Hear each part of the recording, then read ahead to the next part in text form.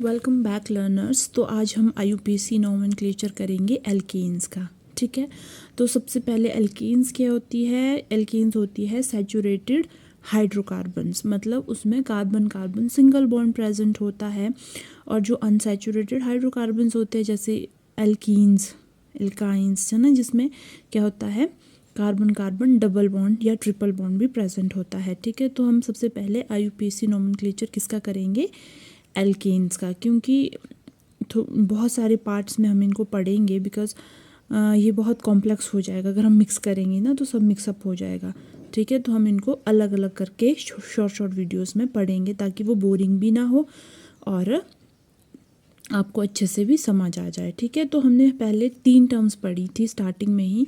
One is prefix, word root and suffix. ठीक है, तो मैंने बताया था कि जो प्रेफिक्स होता है वो क्या होता है, 2 तरह का होता है। वन इज़ प्राइमरी प्रेफिक्स, ठीक है, प्रेफिक्स होता है प्राइमरी प्रेफिक्स और सेकेंडरी प्रेफिक्स। ठीक है, तो प्राइमरी प्रेफिक्स क्या होता है जब हम डील करते हैं साइक्लिक या फिर ओपन चेन से। ठीक है, और जो सेकेंडरी प्रेफिक्स होता है वो क्या होते हैं, functional groups other than principal functional groups. क्या मतलब हुआ इसका कि जो प्रिंसिपल फंक्शनल ग्रुप होता है जो हम सुफिक्स के अंडर पढ़ते हैं, सेकेंडरी सुफिक्स के अंडर जो हम पढ़ते हैं, उसके अलावा जो और फंक्शनल ग्रुप उस मॉलिक्यूल में प्रेजेंट होंगे वो किसके अंडर आ जाएंगे, सेकेंडरी प्रेफिक्स के अंडर आ जाएंगे। ठीक है, देन है वर्ड रूट। वर्ड रूट तो आपको पता ही है कि number of carbon atom in the chain, कि किसी चेन में नंबर ऑफ कार्बन एटम कितने हैं। जैसे हम बहुत बेसिक सा मॉलिक्यूल सुनते हैं वो है मीथेन। ठीक है, CH4 है ना, CH4, इसमें नंबर ऑफ कार्बन कितना है, 1 है। ठीक है, नंबर ऑफ कार्बन 1 है, तो जब कार्बन 1 होगा तो क्या होता है, मिथ। ठीक है, मिथ। और ये अनसैचुरेटेड नहीं है, क्या है, CH सिंगल बॉन्ड ही प्रेजेंट है ना इसमें, तो एन लगेगा, लगता है ना, जैसे एल्केन क्या है, ये भी एक एल्केन है। ठीक है, क्या है, CH4 दैट इज़ मीथेन। ठीक है, और जो सुफिक्स होते हैं वो भी 2 तरह के होते हैं, one is primary other one is secondary. तो प्राइमरी जो सुफिक्स होता है उसके अंडर हम पढ़ते हैं कि जो भी मॉलिक्यूल है उसमें सैचुरेशन है या अनसैचुरेशन है। तो हम carbon carbon single bond, carbon carbon double bond, carbon carbon triple bond के बारे में पढ़ते हैं। ठीक है, वो है प्राइमरी सुफिक्स।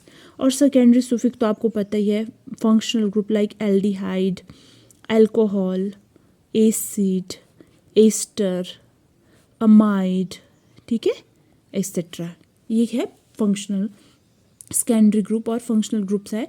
और इनमें से जो एक फंक्शनल ग्रुप होगा वो क्या होगा, प्रिंसिपल फंक्शनल ग्रुप एक्ट करेगा। ठीक है, और मैंने आपको पिछली वीडियो में क्या बताया था, एक ऑर्डर बताया था प्रेफरेंस का, कि कौन सा फंक्शनल ग्रुप कब प्रिंसिपल फंक्शनल ग्रुप एक्ट करेगा। ठीक है, तो अब हम सबसे पहले इसमें रूल्स पे आ जाते हैं। रूल से पहले आपको बस याद रखना है ऑर्डर। ठीक है, कि सबसे पहले जब भी हम IUPAC नोमेनक्लेचर करेंगे सबसे पहले आपको डिस्टिंग्विश करना आना चाहिए, मतलब पहचानना आना चाहिए कि प्रेफिक्स कौन सा है, वर्ड रूट कौन सा है और सुफिक्स कौन सा है। ठीक है, तो प्रेफिक्स में भी आपको देखना है कि प्राइमरी प्रेफिक्स कौन है या नहीं है, सेकेंडरी है या नहीं है। वर्ड रूट तो आपको पता ही है कि number of carbon atom in main chain. Main chain का मतलब अभी हम बताएंगे, जो फर्स्ट रूल होता है वो इससे रिलेटेड है। और जो सुफिक्स होते हैं आपको देखने की उसमें अनसैचुरेशन है या नहीं है। अभी वाले केस में तो नहीं होंगे क्योंकि हम एल्केन्स का पढ़ रहे हैं। यहाँ मैंने पहले ही आपको अच्छे से क्लियर कर दिया कि हम नोमेनक्लेचर एल्केन्स का पढ़ रहे हैं, दैट मीन्स इसमें सैचुरेशन है, अनसैचुरेटेड नहीं है, क्योंकि हमने अभी कार्बन कार्बन सिंगल बॉन्ड के बारे में पढ़ना है और फंक्शनल ग्रुप है या नहीं है ये वाले। ठीक है, तो आपको बस ये ऑर्डर याद रखना है। ठीक है, तो हम पहला रूल पढ़ते हैं, सिलेक्शन ऑफ लॉन्गेस्ट चेन, मतलब आपको लॉन्गेस्ट चेन सेलेक्ट करनी है। जैसे कि ये एग्जांपल है, इसमें लॉन्गेस्ट चेन अभी आपको देख के ही वैसे पता लग रहा है कि 1 2 3 4 5 और 6। ठीक है, तो इसमें 6 का हम सारी पॉसिबिलिटी देखेंगे। ठीक है, और काउंटिंग आपको ये नहीं है कि नंबरिंग या लॉन्गेस्ट चेन आपको हॉरिजॉन्टल वाली ही देखनी है, वो ऐसी भी हो सकती है, इस साइड को भी हो सकती है, मतलब कहीं को भी हो सकती है, पर वो कैसे होनी चाहिए, कंटिन्यूस होनी चाहिए। ठीक है, तो जैसे हम नंबरिंग ये कर दी, हमारे पास 6 कार्बन आए। ठीक है, अगर मैं यहाँ से स्टार्ट कर दूँ 1 2 3 4, यहाँ तो 4 ही आ रहे हैं, तो ये लॉन्गेस्ट नहीं हो सकती। जो फर्स्ट रूल है that is longest chain selection. तो हम सबसे पहले क्या करेंगे, हम एक लॉन्ग चेन सेलेक्ट करेंगे, ठीक है। लॉन्ग चेन मतलब जिसमें नंबर ऑफ़ कार्बन, जिसको हम वर्ड रूट भी बोलते हैं ना, उसे हम सेलेक्ट करेंगे।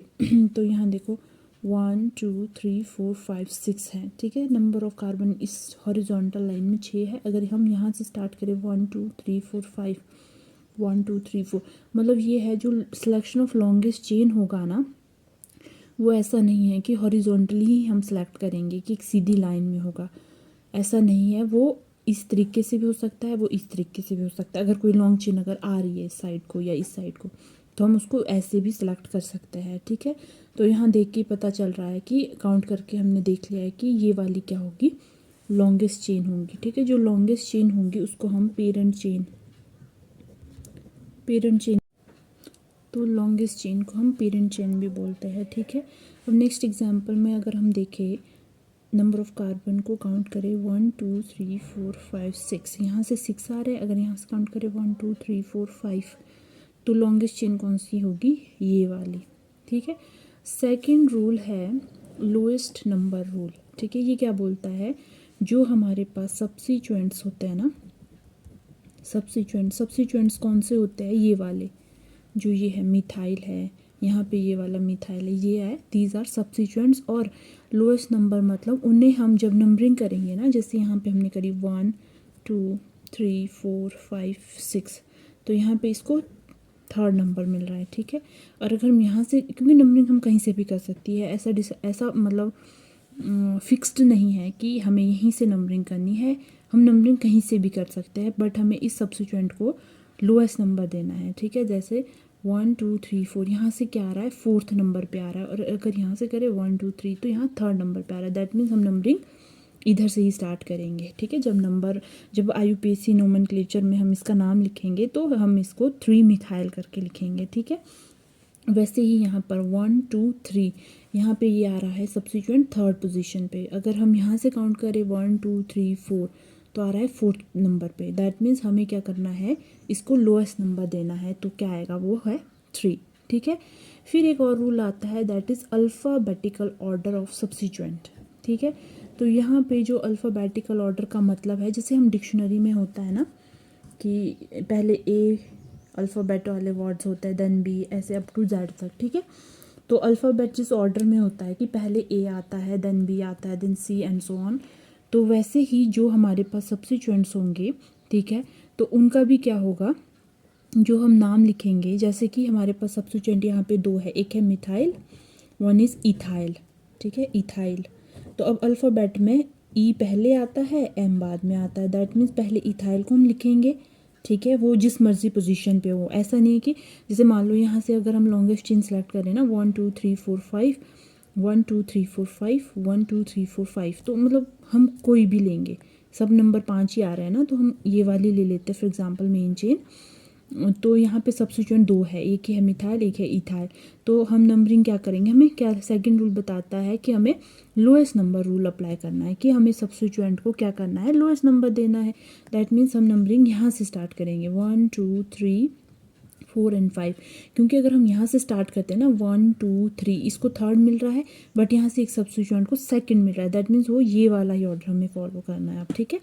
तो अब यहाँ देखो सेकंड पोजीशन पे मिथाइल है और थर्ड पे है इथाइल। दैट मीन नंबर 2 पे तो मिथाइल है, इसका मतलब ये नहीं कि 2 पे मिथाइल आ रहा है तो 2 को पहले लिखेंगे, नहीं। हमने इन सब्स्टिट्यूएंट का जो अल्फ़ाबेटिकल ऑर्डर होता है ना, जैसे ई बाद पहले आता है, एम बाद में आता है, तो हम पहले लिखेंगे 3 इथाइल देन 2 मिथाइल, ठीक है। जो ये आपको मेन रूल 3 ही याद रखने हैं, ठीक है। अब हम नेक्स्ट में क्या करेंगे, हम इसका IUPAC नाम लिखेंगे। अगर आपको ये वीडियो अच्छी लगी तो आप इसको लाइक, शेयर और चैनल को सब्सक्राइब कीजिए। Thank you.